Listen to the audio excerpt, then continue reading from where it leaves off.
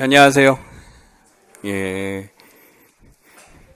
애증의 사회문화 과목입니다.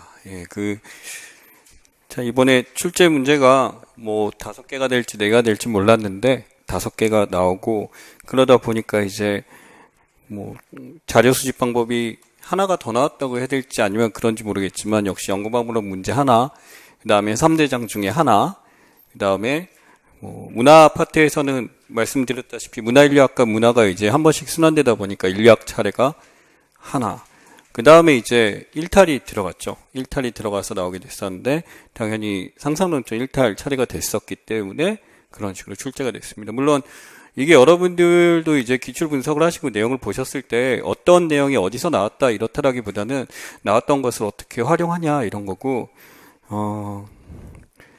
뭐 적중을 했다라기보다는 뭐 이게 나올 수밖에 없었어요. 그래서 자랑하는 건데, 그래서 파이널에 이제 나오고 8회 때 나오고 이제 이게 이쪽에서 참고가 안 될 것 같아서 이제 마지막에 이런 유형들을 빼놨었는데, 그게 마침 뭐 내주셔서 감사했었다라는 생각이 들었습니다. 뭐 평가원 감사합니다. 자, 그래서 맨 처음에 보시면은 5번 문제죠. 5번 문제. 사회 계급에 대한 각각의 대화이다 라고 나왔어요. 어떻게 보면은 갈등론이 한번 나올 거다라고 했었는데, 갈등론을 아마 이 브루디에로 낸 것 같기도 하고요. 문제 잘 보시면 돼요. 이거 안에 들어갈 용어라고 나왔어요. 용어. 여러분, 용어하고 개념이라고 했을 때 이 개념이란 거는 모든 사역자들이 공유하고 다 쓰는 거다라고 볼 수가 있어요. 그러니까 이 사람이 쓰는 개념이다 이런 건 없고, 이 개념 모두가 공유하는 거예요. 그렇다면 여기다가 사회라는 걸 써볼게요. 사회라는 걸 써보면, 이 사회는요, 지금 누구한테 물어봐도 사회문화를 전공하는 사람들이 아니라 다 쓰는 거기 때문에 이쪽 영역이 이쪽이야. 그럼 용어라고 하면 이거는 누구냐면은 이 학자가 쓰는 거고, 이제 공공의 단계 사회에서 많이 쓰는 거기 때문에 지금 여기서 지칭하는 학자가 누구다라는 거 우리가 파악을 했어. 그러면 이 학자가 주로 쓰는 용어에 대해서 생각을 해줬어야 되는 거지. 물론 여기까지도 생각을 하셨는데, 제가 이거 쓴 이유도 아시죠? 이거 쓰신 분들이 많아서 이렇게 됐다 그러는데, 물론 그렇습니다. 지금 이거는 명확하게 그 개념의 위계관계에 대해 정확하게 몰랐다라는 것과, 저는 핵심적으로 지금 이 사람이 출제가 됐다라고 한다면 무엇을 물어볼까에 대해서 먼저 확신을 하셨어야 돼요. 그러니까 혼자만의 생각을 많이 하다가 오리를 일으킬 게 아닌가. 심지어 저 이것도 봤어. 가정 배경. 왜 그래? 가정 배경이 용어야? 그러니까 우리가 이제 했었을 때 길 가는 사람한테 물어봐도 다 쓸 수 있는 게 이 개념이라고 한다면, 용어는 우리가 이 학문을 공부했을 때 이 학자는 이 용어를 주로 썼고 우리는 이것이 무엇이 알고 있다라고 하는 거기 때문에, 학자가 이제 브루디에가 나왔다라고 한다면은 브루디에가 쓴 용어들 많이 있어요. 필드도 있고 장도 있고, 그 다음에 뭐 문화자본도 있고 여러 가지가 있겠지만, 위계상 나왔었을 때 이 사람이 제일 먼저 나올 수밖에 없는 게 아비투스라고 봤고요. 만약에 심화시켜서 나온다 그러면 이거에 대해서 좀 확장해서 묻는다 그래서 그걸 연습을 시켰습니다만, 아무래도 이거부터 먼저 묻는 게 아닐까라고 해서 이제 파이널에 집어넣어 봤어요. 근데 헷갈리시는 게 이거죠. 마지막 문장에서 취향과 생활 양식을 가지고 있으면 이것은 이것에 의해 형성된다라고 하니까, 단순히 여러분들이 봤었을 때 이 취향이란 개념 자체를 취향 이꼬르 아비투스다, 또는 체화된 문화자본 이거다라는 오개념을 가지고 있어서 그런 거지. 아비투스는요, 제가 이제 나눠드린 자료 문제에서 냈던 거 보시면 나오겠지만 얼추 비슷하죠. 그래서 거기 보시면 가로 뒤에 보게 되면 개념적 틀이라고 나왔어요. 그러니까 우리 머릿속에 있는 개념적 틀이기 때문에 여기서 우리가 표출되는 관철되는 성향들이 나오는 거지. 아비투스에 대해서 우리 눈에 보이는 성향들이 표출되는 거니까 이것은 내가 가지고 있는 아비투스가 그것을 만들어내는 거다. 그렇다면 아비투스는 성향이라고 규정을 내려서는 안 되는데, 가끔 쓸데없는 논문이나 다른 데서 이렇게 오류로 쓰는 경우가 있고, 일종의 성향 체계 같은 거죠. 그럼 체계가 무엇을 만들어? 그 밑에 있는 다양한 성향들을 형성하게 되는 거고, 생활 양식들을 만들어내기니까 위계상 이게 나와야 되는 게 맞는 거지. 그래서 대부분 다 이제 이걸 썼었을 때 내가 이걸 모르는 걸 하지만 이걸 쓰는 게 맞는가에 대해서, 도대체 이 학자가 어떤 용어를 냈었을 때 뭘 낼까에 대해서 먼저 생각을 하셨어야 돼요. 거기서 이제 아비투스를 너무 깊게 알고 계신 분이 거기서 쓸데없는 다른 거 원인을 찾다가 이렇게 오류가 난 게 아닌가라고 생각합니다.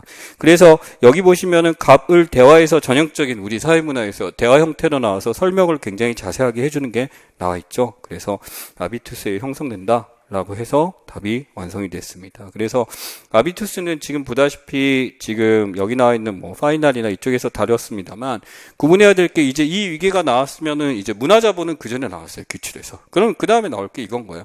여러분의 기출 분석 이런 게 뭐냐면 어떤 게 나오면 그 다음 뭘까? 예를 들어 그 다음도 마찬가지입니다. 그 다음 문제 보면 이제 배보가 나왔는데 배보가 나오게 되면 그 전에 뭐가 나면 합리화가 나왔어. 합리화가 나왔어. 그 다음에 이제 위신이란 개념이 나왔어.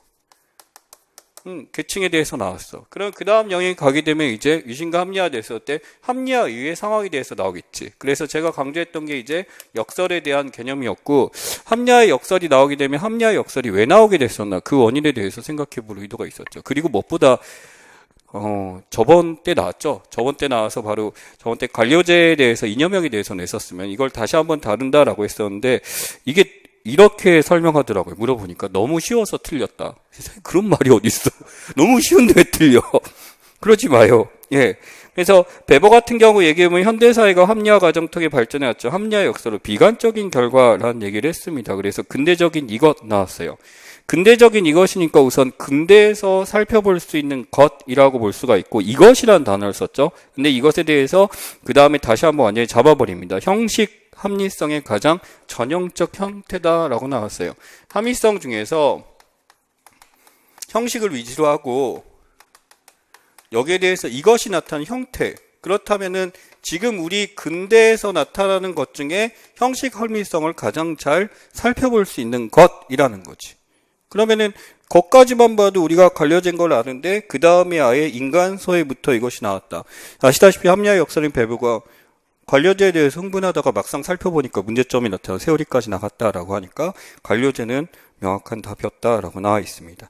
그러니까 지금 이것이 3개나 나와서 촌스러운 문제예요. 사실은 이렇게 자세하게 안 해놓는데 혹시나 다른 오개념하고 혼동을 하실까봐 이렇게 됐었고 저 같은 경우는 관료제를 이렇게 냈었을 때 권력저항과 근대국가 이거 요소에서 뭐 정치 문제냐라고 했었는데 당연히 물어볼 수 있는 거였다라고 보시면 될 것 같습니다. 그래서 베버의 관료제까지 해서 사회문화에서는 그래도 나름대로 2점짜리 문제에서는 이견은 크게 많지는 않았어요. 이견은 크게 많지 않았는데 행여 실수하신 분들이 있겠지만은 대략적으로 정답률은 거의 80% 이상, 합격자 선으로 봤을 때는 90% 이상 이렇게 생각을 하고 있습니다.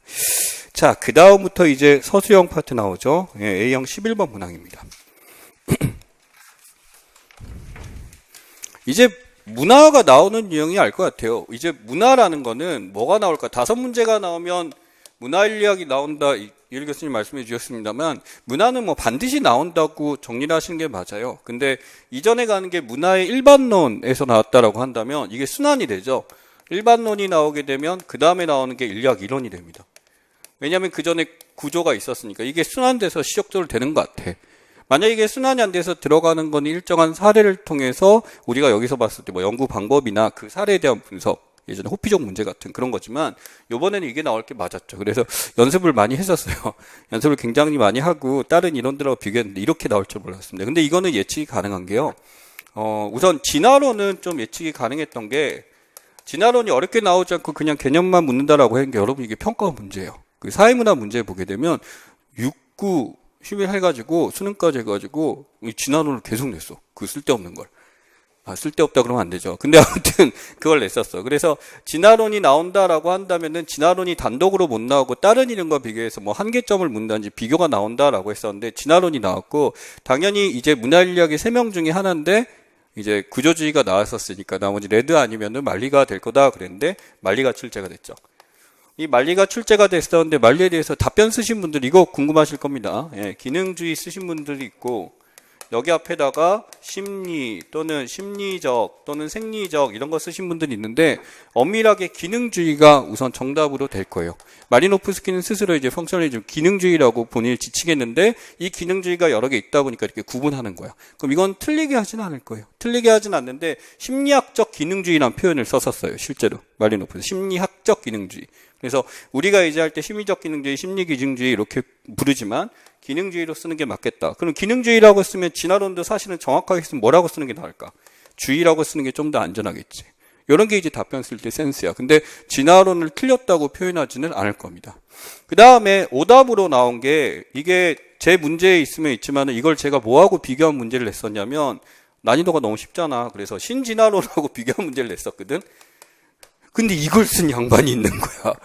그러니까 있는데 신진화론은 지금 이제 읽어보시면 알겠지만 이거는 가장 진화론의 기본적인 거고, 신진화론이 나오게 된 배경은 20세기 이후에 이제 진화를 다시 복원시키고자 해서 나온 거기 때문에 여기서 구태연학의 문화 간 위계에 대해서 나와 있고, 지문을 이제 분석해보면 나와 있죠.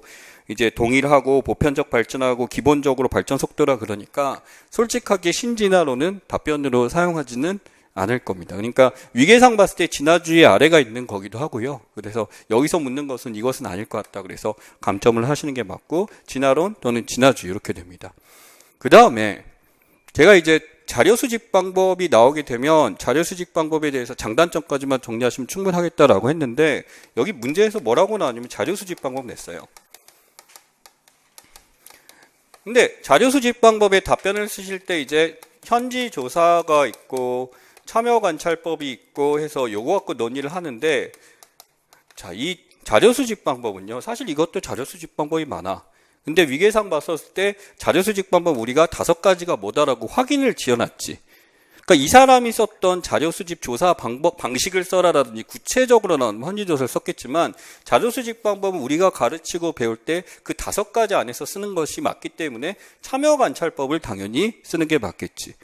그럼 말리노프스키 입장에서 봤을 때 말리노프스키가 이 문화인류학에 큰 지평을 열었다라는 게 현지 조사할 동안 참여관찰법에 지평을 열었고, 이거는 문화인류학의 기본적 연구 방식이다라고 이제 서술이 나와 있어요. 그래서 거기서 봤을 때 참여관찰법을 쓰는 게 맞고요. 개념은요. 거기다가 이제 현지 조사의 내용을 녹여갖고 설명을 하는 게 맞겠지. 즉 누구의 참여관찰법? 말리노프스키의 참여관찰법을 써주는 거지. 이해가시나요? 그래서 요걸 쓰고 이제 1점을 받은 다음에 여기서 설명이 되는 거에서 적합하게 가야 됩니다. 그래서 만약에 요것만 쓰신 분은 당연히 위계상 봤을 때 감점이 될 수밖에 없다라고 말씀드리겠습니다. 그래서 제가 쓴 거 보면은 연구하려는 지역이나 집단의 한 구성원이 되어 직접 활동에 참여하면서, 이게 말리노프스키가 썼던 방식이죠. 줄여서 하면 뭡니까? 현지조사인데 자료 수집 방법 써달라고 했으니까 현지조사를 중심으로 한 참여관찰법인데 그건 설명이 안 되지.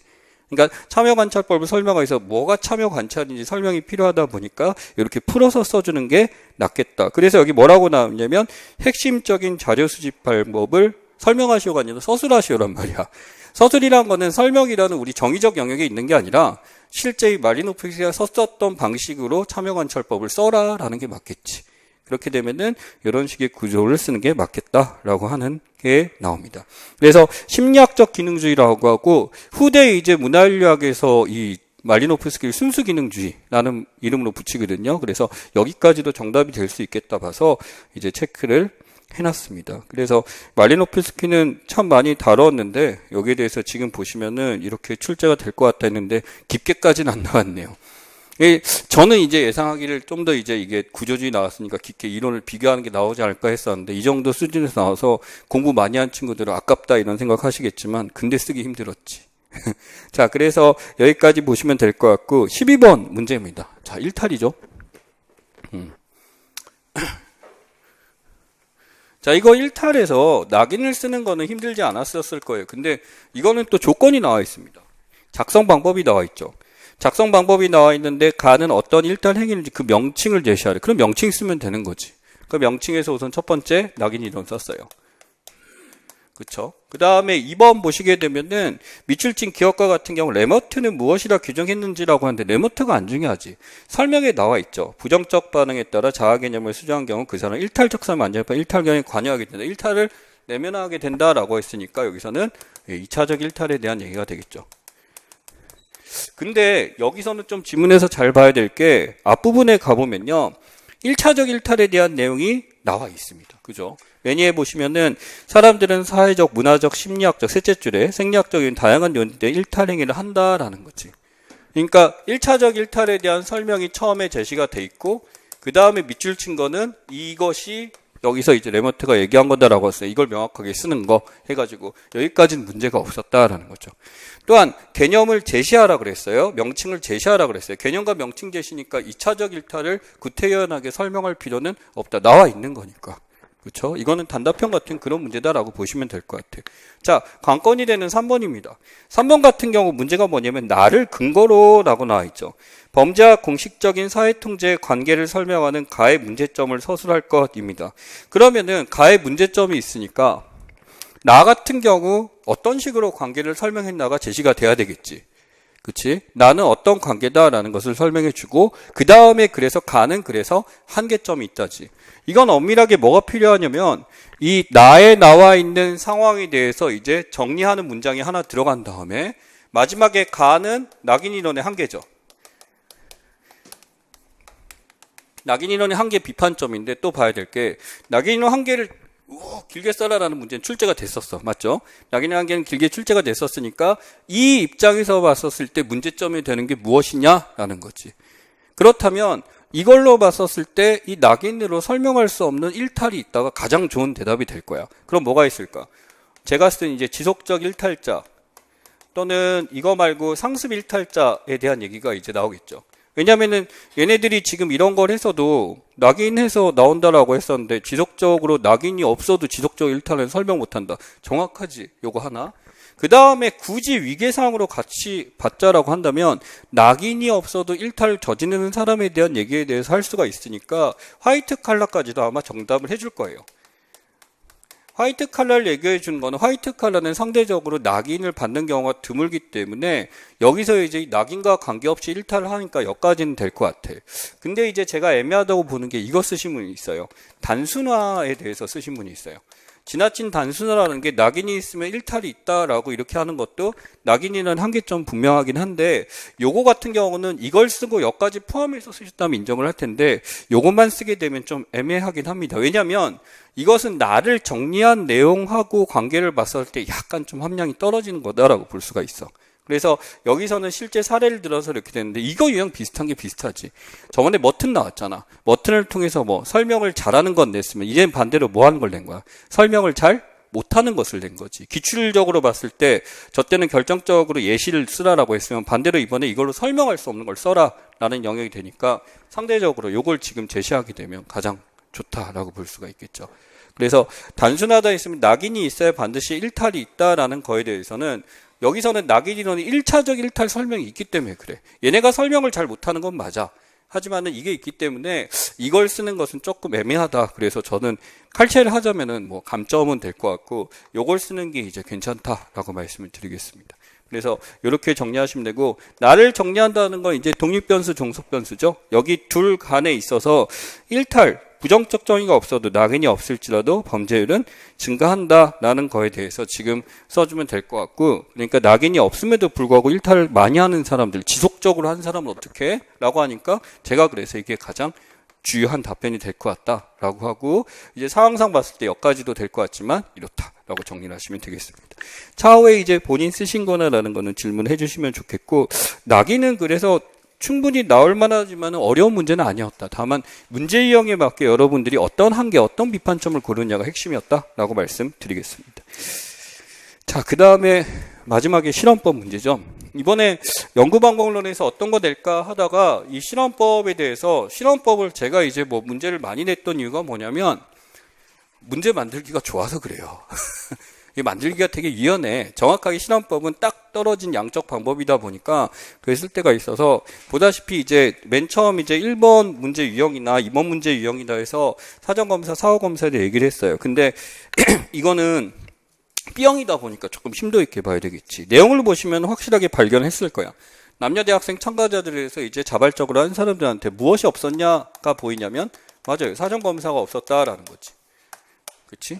그러면은 사전검사가 있고 그 다음에 사후검사가 있어야 되는데 만약에 이걸 하게 될 경우 단점 무엇일까라고 해서 이게 나오는 게 검사효과거든요. 근데 예시를 드는 것 중에 이걸 갖다 쓰신 분이 있어. 호손효과를 쓰신 분이 있는데 호손효과와 검사효과는 명백하게 다른 겁니다. 그래서 혹시나 예시로 호손을 쓴 분이 있으면 이것은 감점이 될 수밖에 없다라는 거예요. 호손 효과는요, 뭐라고 하냐면 검사 효과하고 다른 영역이고 이거는 감시자 효과에 들어가게 됩니다. 감시자 효과라는 건 내가 지금 지켜보고 있기 때문에 행동이 원활하게 이루어지지 않는다라는 관점으로 접속되는 거기 때문에 여기서 나타나는 검사 효과는 분명히 차이가 있어요. 그러면 검사 효과라고 쓰기도 하고 시험 효과라고도 쓰고 이렇게도 쓸 수가 있을 것 같아.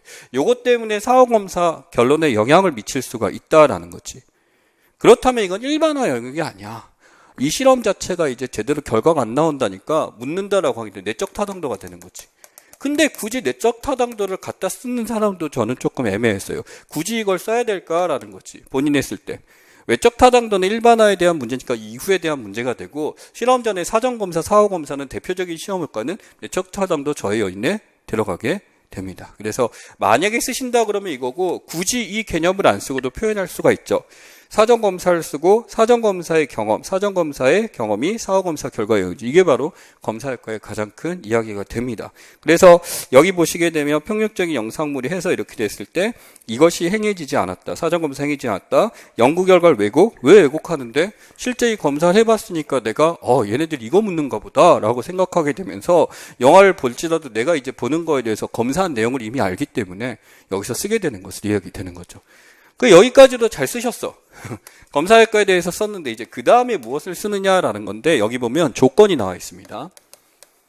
조건에서 이제 논란되는 것 중에 많이들 쓰셨어. 여기서 이제 뭐 무작위 표집, 뭐 무작위 할당, 무작위 분별 이렇게 나오는데 얘는 조건이 아니야.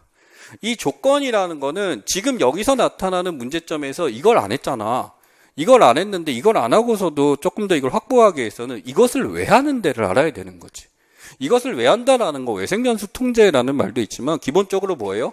실험 집단과 통제 집단의 무엇? 동질성에 대한 얘기잖아.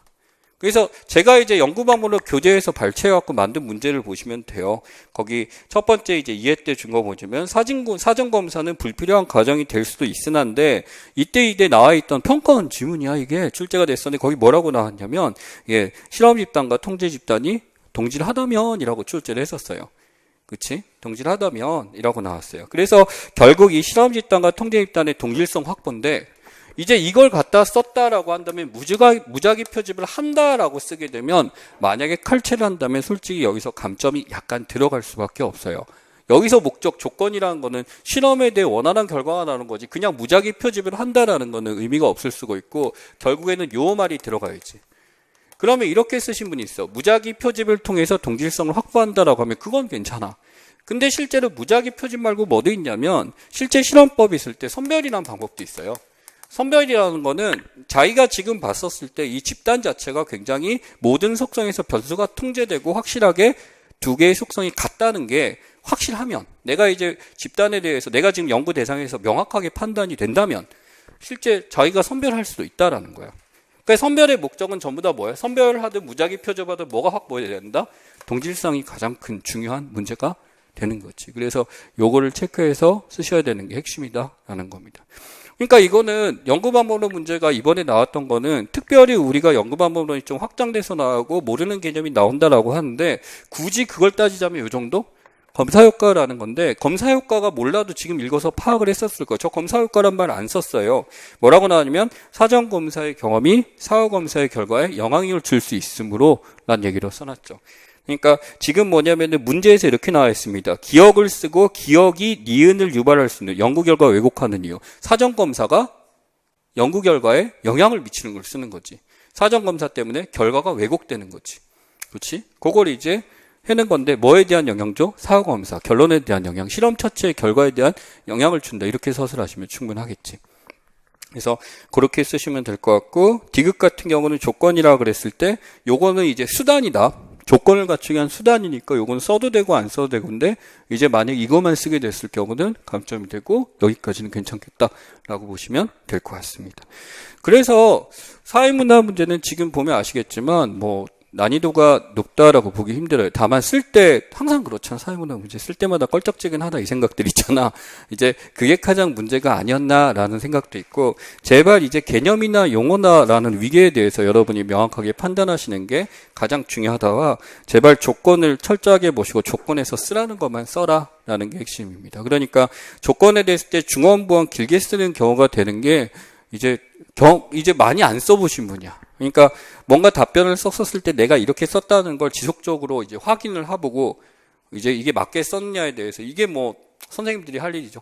이제 내가 지금 이 쓴 게 너무 말이 길어지지 않았나요? 하는 거에서 스스로 판단하고 정말 적각하고 요구한 것만 쓰는 게 가장 큰 핵심이 될 것 같습니다. 그래서 여기서도 이제 사전검사, 사후검사에 나왔으니까 그렇게 정리를 하면 될 것 같아요.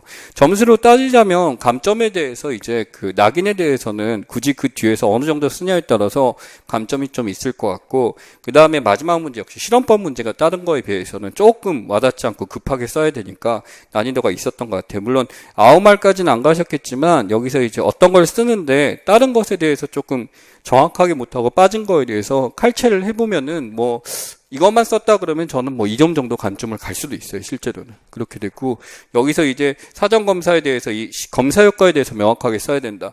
내적 타당도까지는 써도 돼. 근데 여기다 또 쓸데없이 외적 타당도나 후손 효과 들어가게 되면 감점이 갈 수밖에 없다. 외적 타당도는 일반화에 대한 거고 내적 타당도는 실험 자체 결과에 대한 거니까 여기서 이 검사 효과는 실험 결과에 대한 문제니 내적으로 들어가게 됩니다. 그래서 그런 거는 빠지셔야 된다라고 보시면 될 것 같아요. 그래서 본인들 채점한 거 확인해 보시고 사회문화는 이 정도로 마치도록 하겠습니다.